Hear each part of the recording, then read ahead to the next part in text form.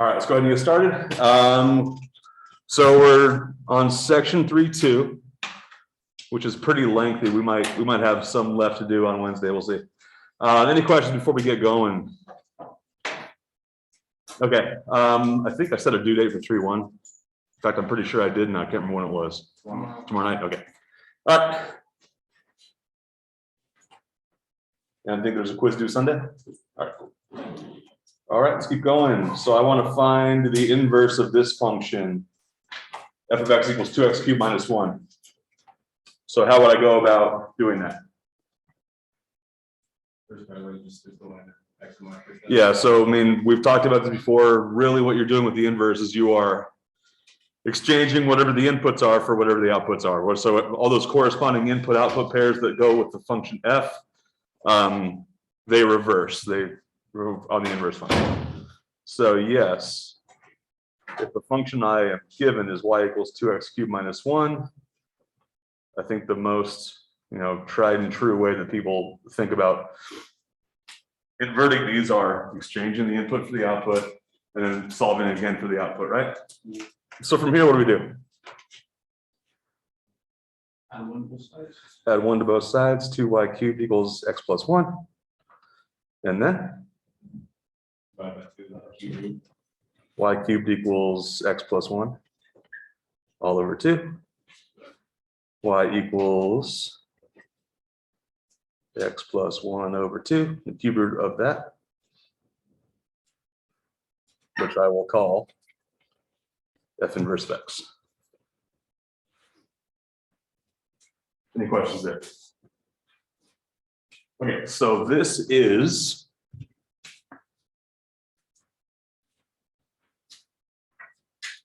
the inverse. One thing I should remind you of, though, is a question we asked at the start of this section. What kinds of functions have inverses? Continuous needs to be a little more specific. Continuous. Functions that don't replicate y values. So they don't replicate y values. You're right. That's what they are. Whatever they're called. But those are one-to-one functions. So yes, one-to-one functions. That is what they are. Functions that don't take the same y value twice. Does this function 2x cubed minus 1 fit that description? I got a thumbs up from Garrett. Do we remember we talked about last time y equals x cubed, right? So if you think about this function, starting with y equals x cubed, you're doubling all those values and then subtracting 1, right? It's not going to break that one-to-one behavior. You're stretching the graph out and sliding it down. Isn't there that law where it's like every even function, every even exponent function is not a 1-to-1? Oh yeah, I mean, more to our point, odd functions are, right? So, but I should point out that's not an odd function. Because what's the power on -1? The power, so the power of the variable on -1 is 0. So that's not technically speaking an odd function, but this one is 1-to-1. All odd functions are 1-to-1, but there are some functions that are not odd, which are also 1-to-1. So one thing I want to show you is the graph of this function and its inverse together, because there's, graphically speaking, there's another pretty big relationship that we can think of here. So which one of these is the graph of f? Red or blue? Red. Red. How do you know? Y-intercept. Y-intercept is -1. That's one good way to go find it. So this is f, and this is f inverse. We've talked about, one thing you keep giving me, it was absolutely true, that when you invert a function, you are exchanging all the inputs for outputs. People usually think of that as you're exchanging all the x and y values for each other. Graphically speaking, then, how are these two functions, or how are these two graphs related to each other? The inverse domain range, like opposite. So that's true. The range and domain are exchanged for each other. They're mirrored over the origin. They're mirrored over the origin. You're very close. Reflected over y equals x. There you go. They're mirrored. So they're not mirrored over that point, but they're mirrored over a specific line, which I will try to recreate. That's not terrible. So this line right here is y equals x, which if you are exchanging x for y, then let's talk about the y-intercept for f. What's this point here? 0, -1. 0, -1. So if that point exists on the function, what point do we know exists on the inverse? -1, 0. And that's the point that's reflected over that line. Y equals x. So we could take any point on either of those and reflect it over, and you'll find a point on the inverse. So are both those points equidistant from the line y equals x? By definition, yes. So I mean, we don't need to find what that exact distance is. Yeah. Yes, this distance is equal to this distance. Yeah. So yes, all functions, if a function has an inverse and you graph them together, they're going to be reflected over that line y equals x. Any questions there? Okay. So let's do this. Let's sketch a graph of this square root function and its inverse. Is this square root function 1-to-1? So let's talk about this first. For f, what is its domain? And what is its range? Domain is 2 infinity, and then range is So let's stop here. 2 to infinity, do I include 2? yeah. Okay. So yeah, I mean, and just a reminder, let's talk about why that is. What kind of numbers can we not take a square root of? Negative. So I just need the radicand, the expression underneath the square root, to be non-negative. So 0 or larger.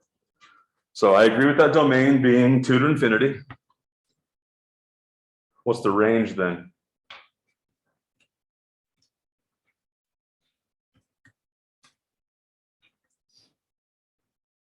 Well, the range of inverse is 2 to infinity? Oh, none of the inverse. Well, the range of f. But you know what? You're right. I mean, that's one thing we do know about how functions and their inverses are related. If you find the domain of one of the two, you found the range of the inverse. And just to be clear, when I say the inverse, what is the inverse of f inverse? F. Okay, so that's a reversible relationship. So what is the range of f? 0 to infinity. How do we feel about that?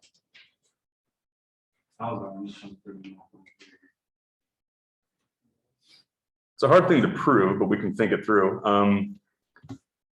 First of all, are we okay with the domain being 2, at least 2? X equals x. X is at least 2.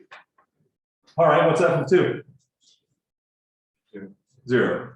What's going to happen as x gets larger? Well, y is going to grow as well. Y is going to grow as well, right? Does y have a limit? A limit above? No, I can make it as large as I want. But a square root of a number, square root of a real number will always be non-negative. So yes, the range is 0 to infinity, conclusive, which means the domain of the inverse is 0 to infinity. So I think this will help me draw a graph here. If I graph f, I can think of this graph beginning at this point here and having this general behavior. Are we okay with that graph of f?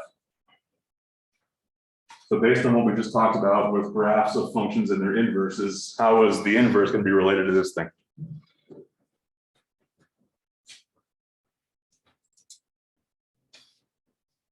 We don't necessarily need to describe it yet, but just how are they going to be related to each other? Inversely. Inversely. But if I'm looking at their graphs, how are, like, visually, how do their graphs compare? Reflected over y. So they're going to be reflected over y over x. So we could I believe very strongly that if we wanted to, we could find the inverse of this thing algebraically and just graph that. But we also know how these things behave. If you have the graph of one, how you can look at the other. So this point right here is 2, 0. So what's a point that must exist on the inverse? 0 to 2, 0, 2. So this point here, we said the domain of the inverse is 0 to infinity and the range is 2 to infinity. So I don't believe the graph of the inverse is going to go below this point. I'm happy with that if you all are.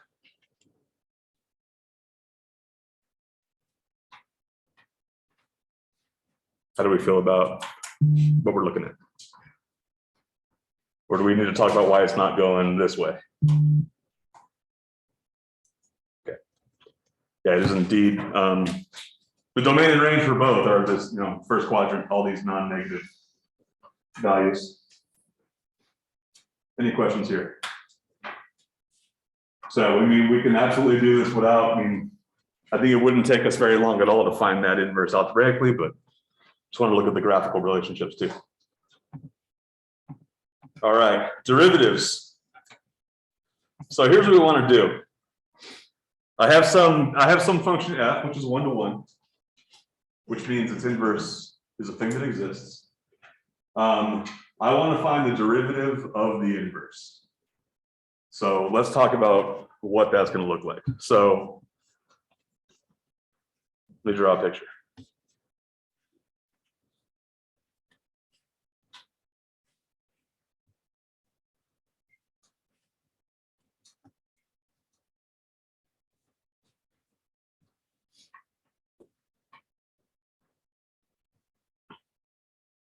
So let's say this point right here is BA.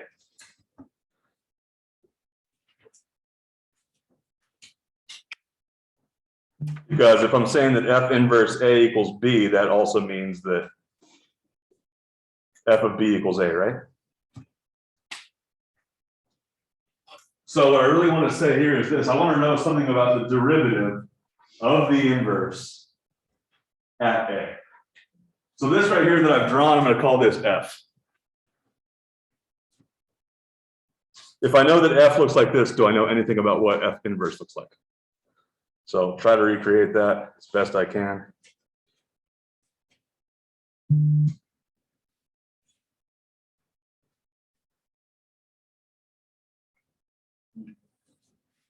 Are we happy with this good enough thing? So what are the coordinates of this point? Should be AB, right? Let me try to be more faithful about this. So this point right here will be AB. So I want to find this derivative of the inverse, but we're going to try to think of it as, ooh, that's not good.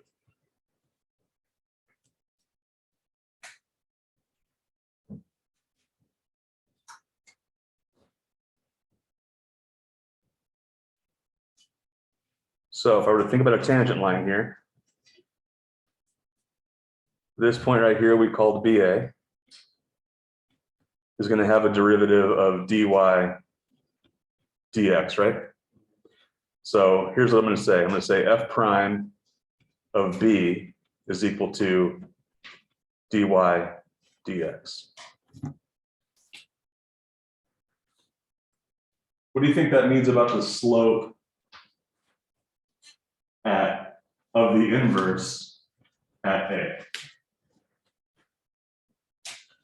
So if this tangent line is dy dx, then what's the slope of this other tangent line? Dx dy. It would be dx over dy, right? So let me stop there. Why can I say that? I will tell you that it's indeed true, but why can we say that for sure? Yeah, the slope is rise over rho, and the rise over rho is flip on the inverse function. Right. So let's talk about rise over run and what that really means. Rise means what? Distance. The change in, but not just giving a change in y, right? But if you're reflecting a vertical line over that y equals x, it's going to become horizontal, right? And vice versa. So if I want to think about the derivative of the inverse, this is going to be dx over dy, which I will also call 1 over dy over dx.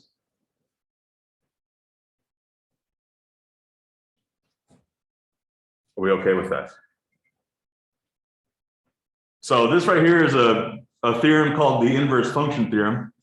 And any more questions about this slide before I give you the kind of the formal definition of it? Okay, so this inverse function theorem allows us to do this. If you have a function that's one-to-one, continuous on some interval, then the inverse is also continuous. That has to be true. But I also get this. The derivative of the inverse at some point is equal to this relationship. 1 over the derivative evaluated at the inverse of that point. It may seem like kind of a strange thing to focus on, but I think it'll be clear when we look at an example or two why this thing is so powerful.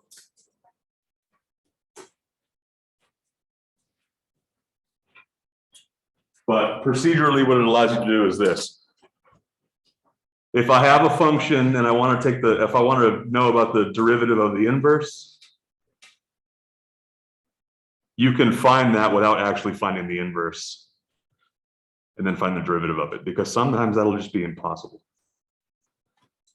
For example, this function here, f of x equals sine of x plus 3x plus 2. I want to find the derivative of the inverse evaluated at 2. So let's say I just wanted to do this in the most straightforward way possible. I would find the inverse of that function, right? Does that function have an inverse? That's why I showed you a graph of it to hopefully convince you that it does. So, showed you a graph of the function. F inverse exists because what's true about that function from its graph? It's 1-to-1. So, if I tried to find this inverse, kind of using the approach that it seems like is the most common, how would you go about solving for y in this thing? So I'm not going to promise you it's impossible, but I don't see how to do it.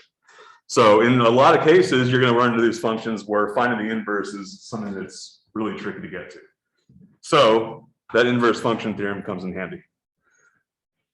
So if I want to find the derivative of the inverse at 2, that's going to be 1 over, remind me. F prime again? F inverse prime. F prime of F inverse of A, right? In this case, 2. Oh, so we can't find the inverse, and I'm asking you for F inverse of 2.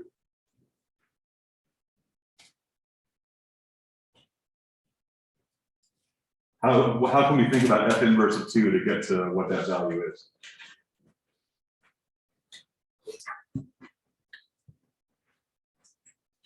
Garrett? Oh, you know, let's go ahead and do that first. We can find F prime, right? What is the derivative of this function? Cosine of x plus 3. All right, so once we get F inverse of 2, we can evaluate. But I'm really looking for,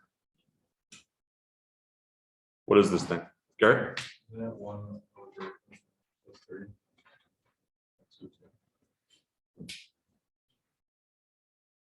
No, because if I wanted F prime of 2, you could plug in 2 here, right? But I don't want F prime of 2. I want F prime of F inverse of 2. So let me ask it this way. I don't know what this is, so I'm just gonna call it A for now. If this right here is a point on the inverse, what can I say about anything else? Also point on the original. The same exact point, if you flip it, right? So I know that F of A equals 2. So I'll say this, that means sine of A plus 3A plus 2 equals 2, right?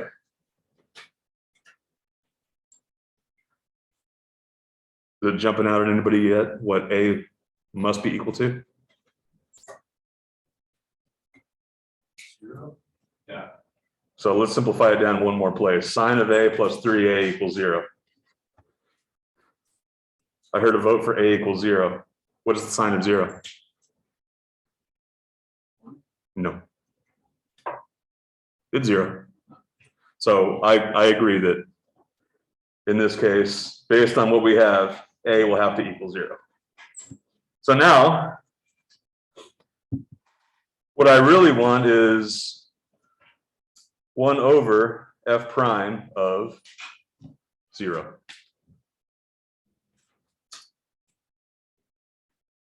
Can I find f prime of 0?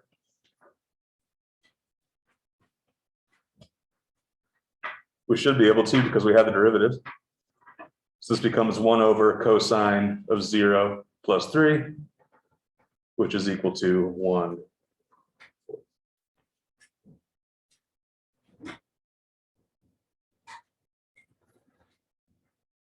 So by no means do we know what the full inverse of this function looks like, but we could kind of see what the inverse was at this one point.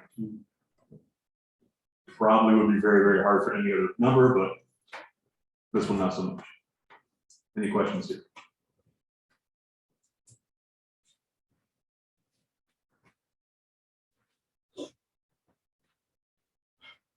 And one other thing, the slope being 1/4.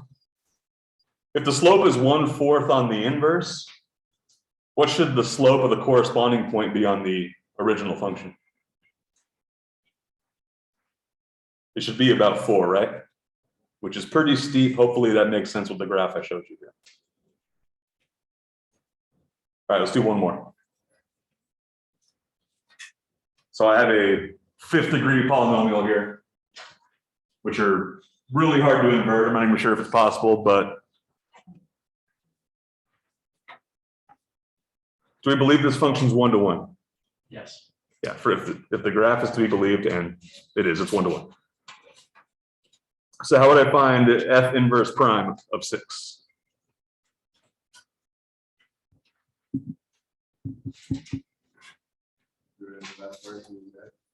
So first, let's find a derivative. So what is the derivative of this function? 5x4 plus 3 gives 2x1. Okay, so 5x to the 4th plus 4x to the 3rd plus 3x squared plus 2x plus 1. All right. Gonna need the derivative. But we also need to know what x value to plug into that derivative, right? So how do we find what x value we need to plug into that derivative? Right, so really what we're looking for is f inverse of 6 is equal to some value of x, which means that f of x is equal to 6. So if f of x is equal to 6, then we have x to the 5th plus x to the 4th plus x to the 3rd.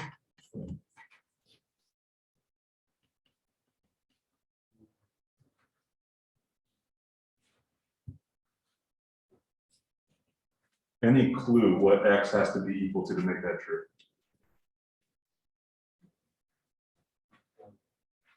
Five?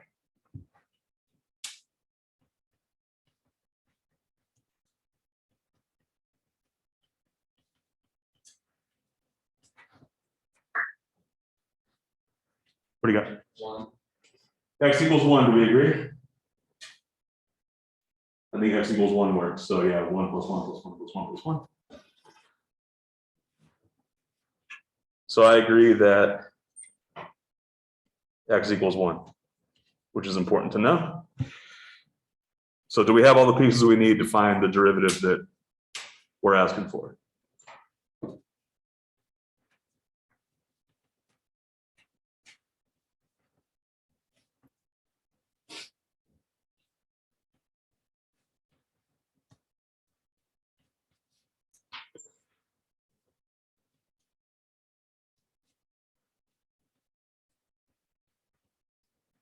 What is the derivative?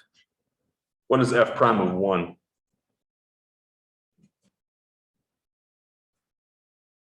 I believe it's 15.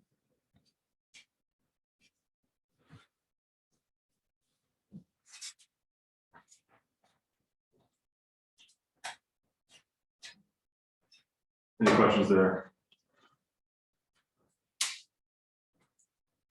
But How does x equal 1? Talking about how do we got x equals 1 from here? Yes. Quinn, I think this was you. How did you get x equals 1 here? So it's equal to 5, but obviously you're not going to just like guess something that multiplies all those to get 5, but it's clear that there's 5 x's and 1 squared that just equals 1. Right. So here's probably the most cryptic part of doing these is you can't invert this. So you're just gonna have to solve is kind of a charitable word for what's going on here because we're kind of doing a guessing check here. But I think Quinn is exactly right. You have these 5 variables, right? All maybe coefficients are all 1. They're all raised to different powers, but if they're all if x is equal to 1, they're all gonna be 1. So with this one and the one we did before, you're kind of hunting a little bit because you can't invert the function. Here's the good news about that, to go with that bad news. I'm not going to give you something to hunt for that's just unreasonable. If I were to make that equal to 7, I think you'd have no real hope. Any questions here? All right. So log functions, logarithmic functions. So here's what these things, here's why they were invented. They are the inverse function to the process of exponentiation. So raising some number to a variable exponent. Logarithms are the inverse to that idea. So these two things are inverses of each other. They have all the same information, but presented in different ways. A to the y equals x is probably a lot more comfortable for everyone. Me included. Has the same information here as this guy here. Log base a of x equals y. So what does it mean to raise a to the power of y?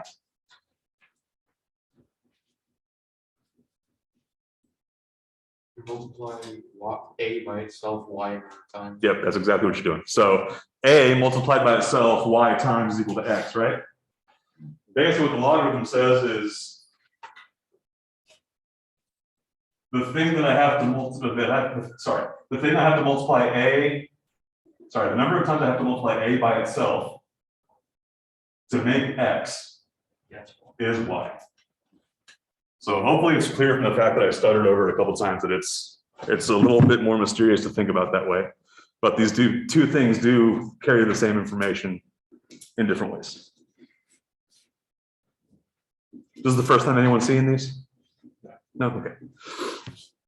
It's okay if it is. So, and these two things here. So which one of these is the exponential function? The red one's the exponential, and the blue is the log function. I'm telling you they're inverses, so they better be, if I graph them, they better be related in this way. I think in particular, this one's 2 to the x.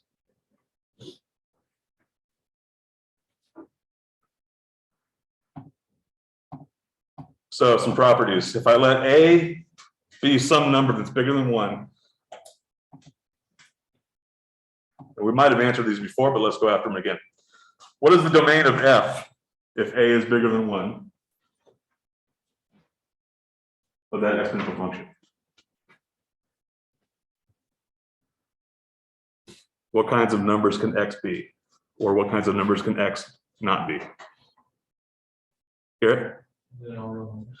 Yeah, x can be anything. I can always raise a number to a real power.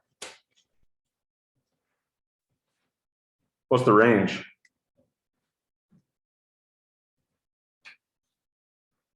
If I take a number, let's go large numbers first. If I take a constant number and raise it to very, very big positive numbers, what's it going to do?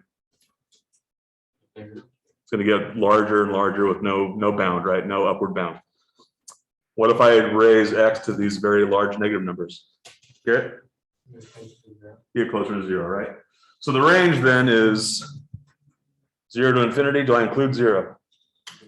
No, I cannot ever achieve 0, but I can make my numbers as small as I want. Based on these answers, do we have any asymptotes? I see some nodding here. Where, with zero? X equals 0 or y equals 0?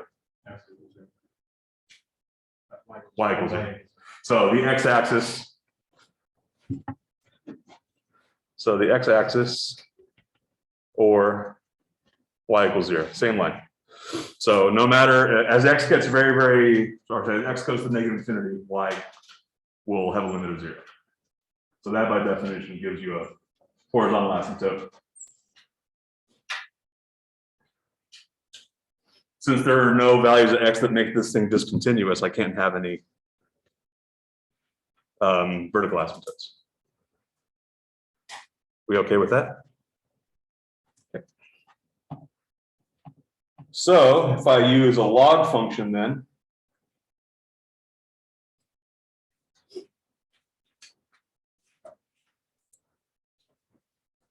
so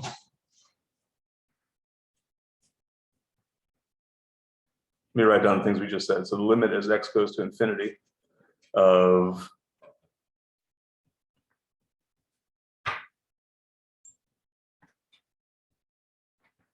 these are the two pieces of information we just wrote down, right?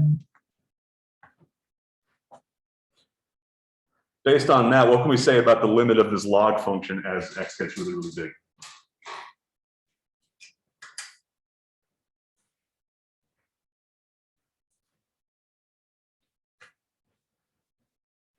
How are these statements on the left related to these statements on the right?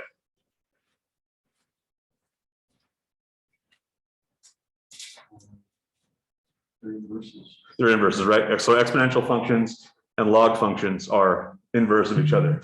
So if the limit of the exponential function as x goes to infinity is infinity, it's kind of hard to flip the ideas if they're the same, right? But this is true.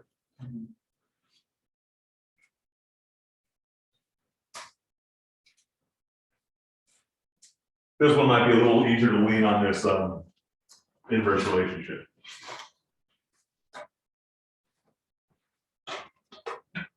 If looking at the exponential function, the limit as x goes to negative infinity of the exponential function is 0, then what is this limit here that I'm showing you?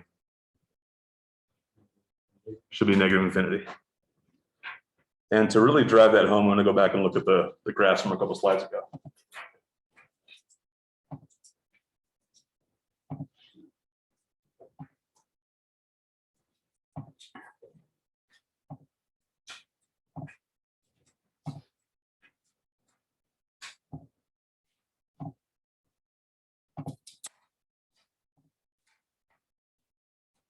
So we said the red was the exponential and the blue was the log, right?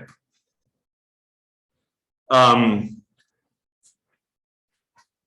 you're seeing those limits are coming out to what we said they are. So we see the vertical or sorry, horizontal asymptote for the exponential function, which corresponds to a vertical asymptote for the log function.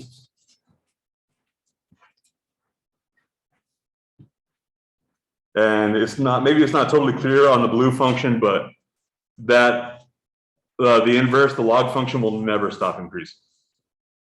The rate of change always slows, but it never stops increasing. All right, let's keep on going.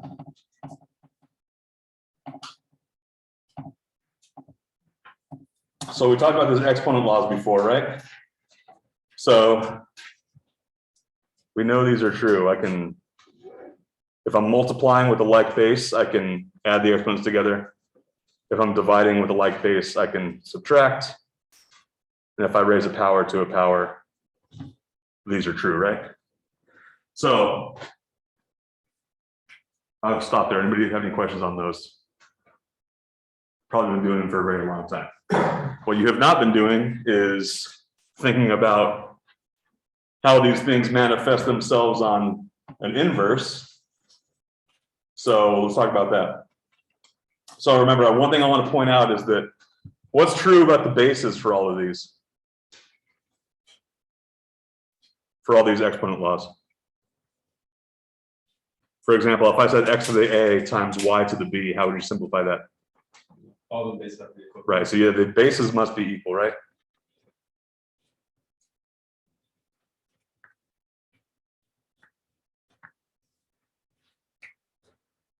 And that's going to be true for the log laws as well. One thing I want to point out, what is the base for this statement right here? A. The base is A. I'm raising A to something to get X times Y. But we can simplify this in this way. This is equal to the log base A of X plus the log base A of Y.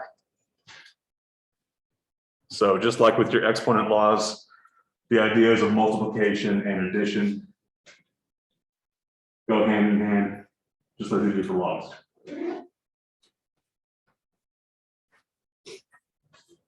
What then? How do you think that simplifies then? Yep. Does the order matter? Yeah. Log base A of what minus log base A of what else? X minus one. There you go. Just like it matters for the exponent laws.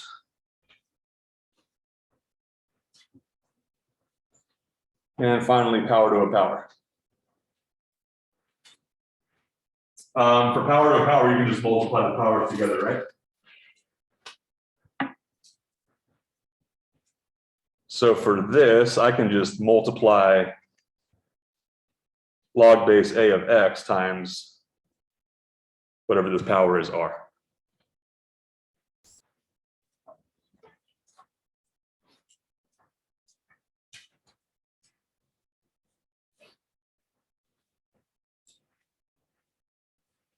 If I'm going to multiply A by itself some amount of times to get X to the R, or sorry, I can just do the same thing as this. Figure out what log base A of X is, and then multiply that thing by R to get whatever the log is for A to the R, sorry, X to the R. So you're going to use these relationships a lot, but I think it helps to know they're rooted in these things you're already comfortable with. Any questions?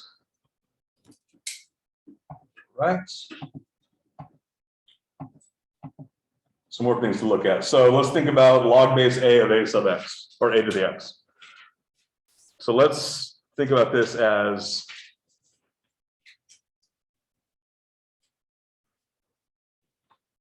can we rewrite this as an exponential? Log base A of A to the X equals Y.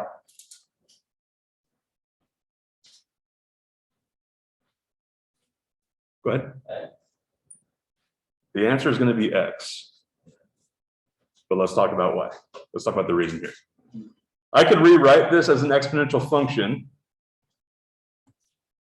So by saying, I mean, really what this is saying is the thing I want to raise A to in order to get A to the X is Y. So by the way that's written, how is it clear what Y and X are equal to? Or how Sean, I gave it away. How are Y and X related? They must be the same thing, right? So log base A of A to the X is equal to X. What power do I have to raise A to get A to the X? X. And kind of by the same logic here. If I'm going to rewrite this thing,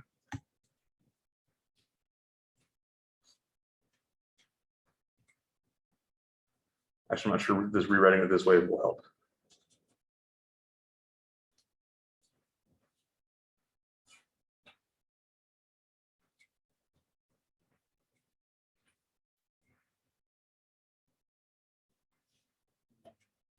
Yeah, I'm not sure that's going to clear things up. If only to say that these kind of cancellation laws you can use for, raising a log. Sorry, taking the log of some term with the same base and raising A to a log with that same base, basically you get this cancellation. This can be for you. Log base A of 1. What is that asking? Why would it be 0? Anything to the power of 0 is 1. Anything to the power of 0 is 1, and that's really what you have to look at here. What do I have to raise a to get 1? 0. Doesn't matter what a is.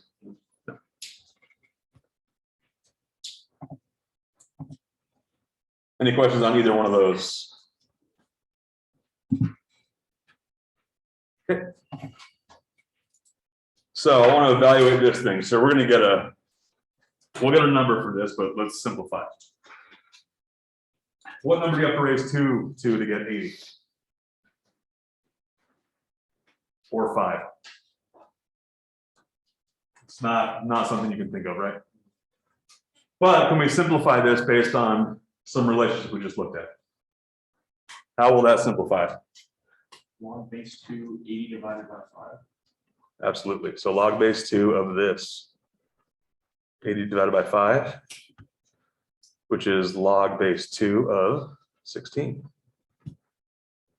Is that something that is accessible to you? What does that equal? 4. The power I have to raise 2 to yield 16 is 4. Because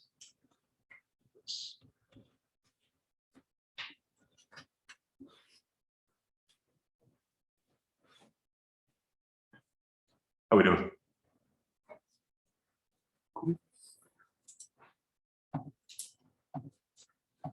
All right, the natural logarithm is something we should talk about. So logarithms you can have any base with. I mean, with the exception of like 1 and 0, but you can pretty much have any base with logarithm. One thing we talked about last time, maybe earlier than Friday, but this idea of the number e comes from a very specific limit, and with a lot of exponential functions, e shows up naturally. So it gets called this natural logarithm. So if you see this shorthand ln, that stands for the natural logarithm. So that is by definition telling you it's a logarithm, which behaves the same way as all logarithms do, but this one has a specific base of e.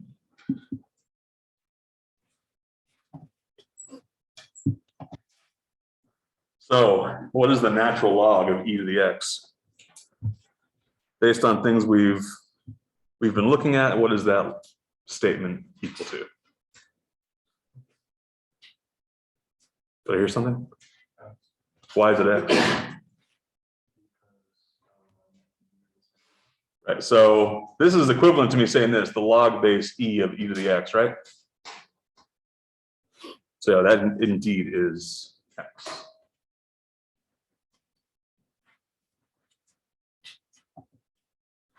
And for the same reason, e to the power of natural log of x is equal to x as well.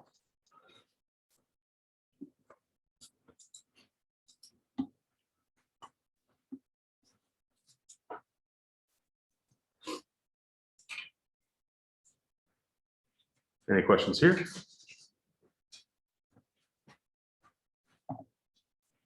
And one more thing, natural log of e.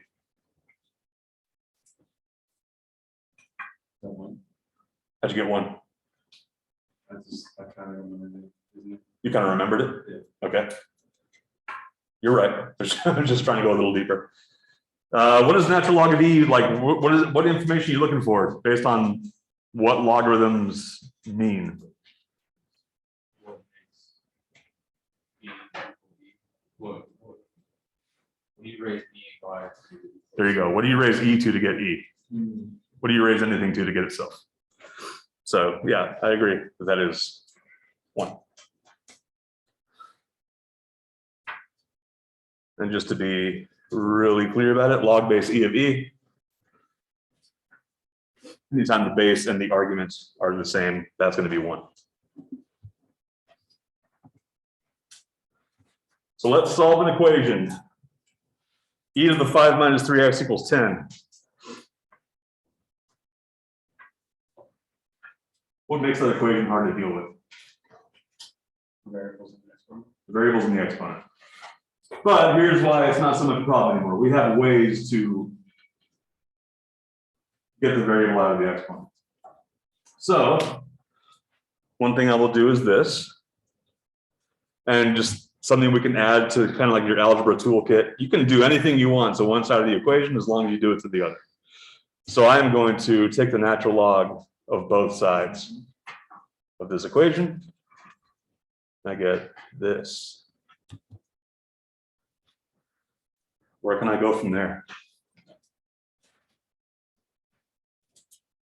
Go ahead. Now it's just 5 minus 3x equals natural log 10. Yep, and just to make that clear, you know, we said that when you have a logarithm of some term raised to a power, that's the same thing as me doing this. I can bring that power down as a coefficient. So I get 5 minus 3x times the natural log of e equals the natural log of 10. So Jarek was totally right, but what is the natural log of e? 1. So that is another way to get there. So we have 5 minus 3x equals the natural log of 10. Now, is this a equation that all your old algebra tricks can get you to the end of? Yeah. So what do we do next? Minus 5 on both sides. Yep, so we get negative 3x equals natural log of 10 minus 5. And then, Divided by negative 3. yep, x equals 5 minus natural log of 10 over 3.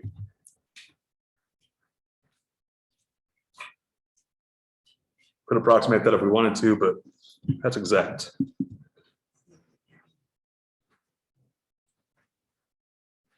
Any questions about this thing? So does that natural log thing on both sides only cancel out the base if the base is e? Yep. Okay. Otherwise, we have to do like log base that number in order to cancel. Yeah, I mean, I could have done log base 10 and it would cancel out the right-hand side, but I'm no closer to dealing with x if I do that. Yeah, I was just wondering, say if e was instead 7. Yeah, so and that's a good question. And I think what you're getting at, correct me if I'm wrong, but can you take the log of any base you want to both sides? Yeah, And the answer is yes. So, but why did I choose natural log for this? because that one would cancel out the e. Right, because that was the base that I was really targeting. That's it for section 3.2. What is it, 317? We're gonna call that 50 minutes. I don't want to start a brand new thing. So section 3.3 is coming up next, and we're gonna talk about, we kind of backed off the derivatives for the most part recently. But now that we have these logs thing in the toolkit, we can start thinking about their derivatives.